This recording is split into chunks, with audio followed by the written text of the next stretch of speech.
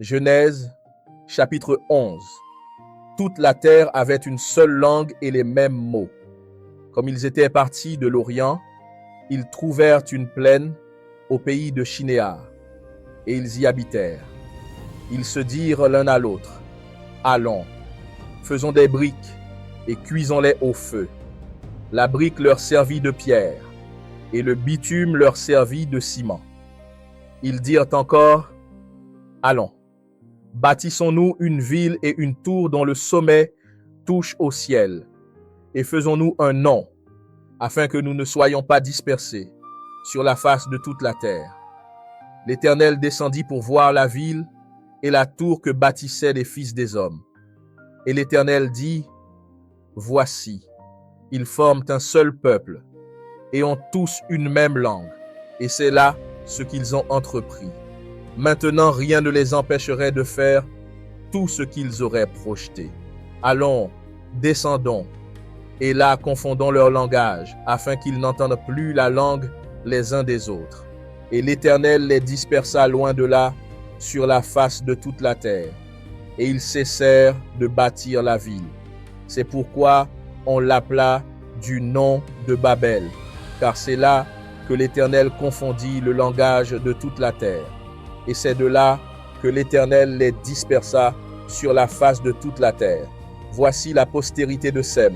Sem, âgé de 100 ans, engendra Arpachshad, 2 ans après le déluge.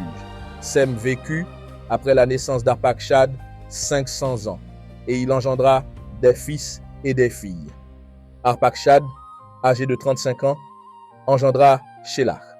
Arpachshad vécut, après la naissance de Shélach, 403 ans, et il engendra des fils et des filles. Shélach, âgé de 30 ans, engendra Héber. Shélach vécut, après la naissance d'Héber, 403 ans, et il engendra des fils et des filles. Héber, âgé de 34 ans, engendra Péleg.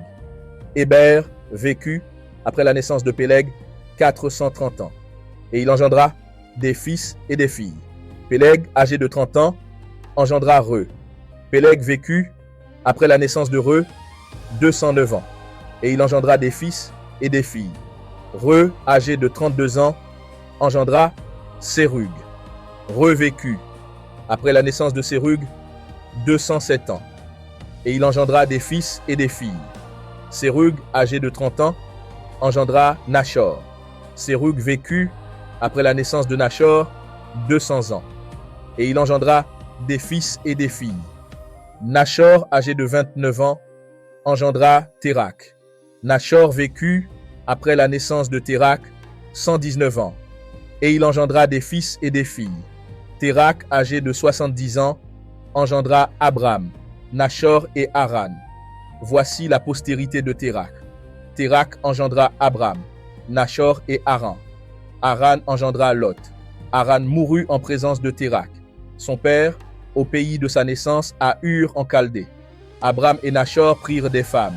Le nom de la femme d'Abram était Saraï, et le nom de la femme de Nachor était Milka, fille d'Haran, père de Milka et père de Jiska.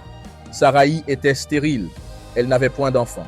Térak prit Abram son fils, et Lot, fils d'Haran, fils de son fils, et Saraï, sa belle-fille, femme d'Abram, son fils. Et ils sortirent ensemble d'Ur en Chaldée, pour aller au pays de Canaan. Ils vinrent jusqu'à Charan, et ils y habitèrent.